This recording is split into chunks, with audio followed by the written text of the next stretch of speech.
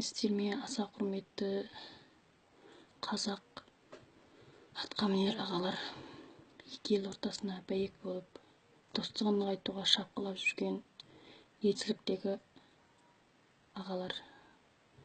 Мен Нұржазира Ахметқызы 1994 жылы Қорғас ауданы Сарыбұлақ қалашығы Шатыртал қыстағында туылғанмын. Ал 2013 жылы Қазақстан азаматына тұрмысқа шықтым. Одан бері міне 5 жыл болды. Құшағымда 2 ұлым бар. Тұрар мекенжайым Алматы облысы Жаркент ауданы Пензим ауылында тұрамын.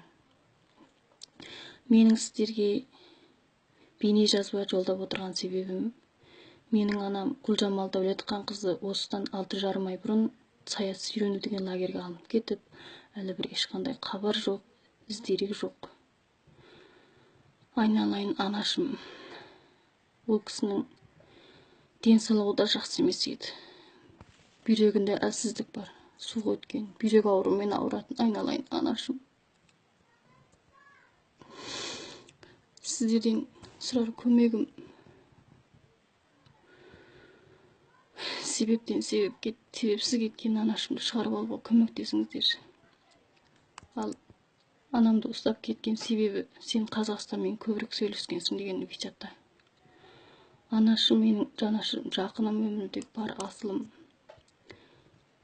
Ол кісімен вичатта хабарласып тұратын мен едім. Ол былай тұрғанда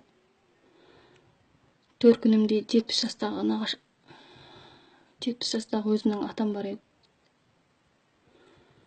Ол кісі осыдан 1 жыл бұрын мені қан құйылып 1 ай больницада жатып шықты. Қазір денсаулығы өте нашар. Төсек тартып жатып қалған. Анашым, ол былай тұрсын. Үйде 2 жетім бала бар еді.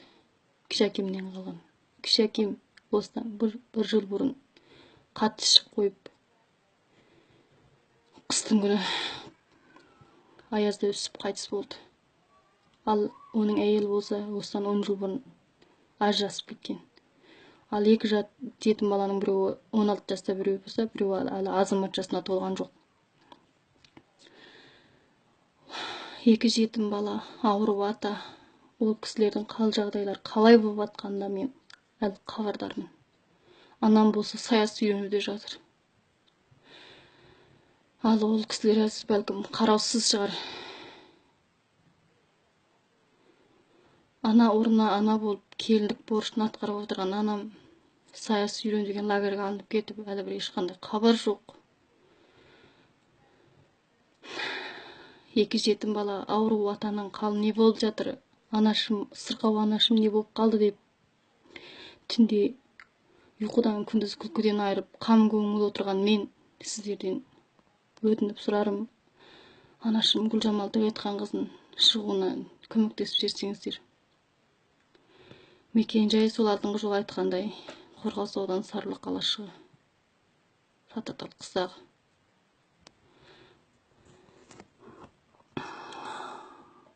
Айналайын ағалар. Менің анамның терроризм деген нәрсемен ешқандай қатысы жоқ.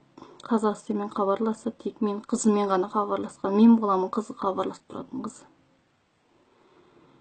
Ешқандай бір саяси ауытқу деген нәрсе де жоқ. Қадірменді ағалар.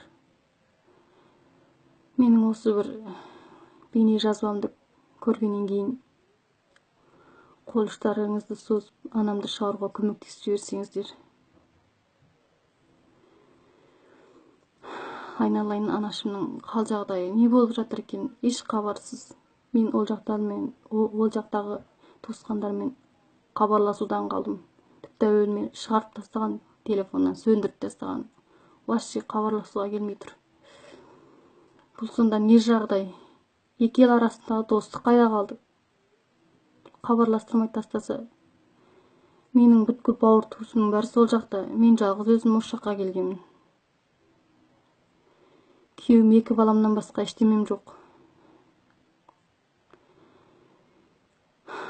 Ол былай тұрсын. Ауру атам не болып жатыр? тұрып орнынан да сия алмайтын кісі. 2 жетім бала қалай болып жатыр? Сол себепті қадірменді ағалар, менің осы бейне жазбамды көргеннен кейін қол ұштарыңызды созып көмектесіп жіберсеңіздер.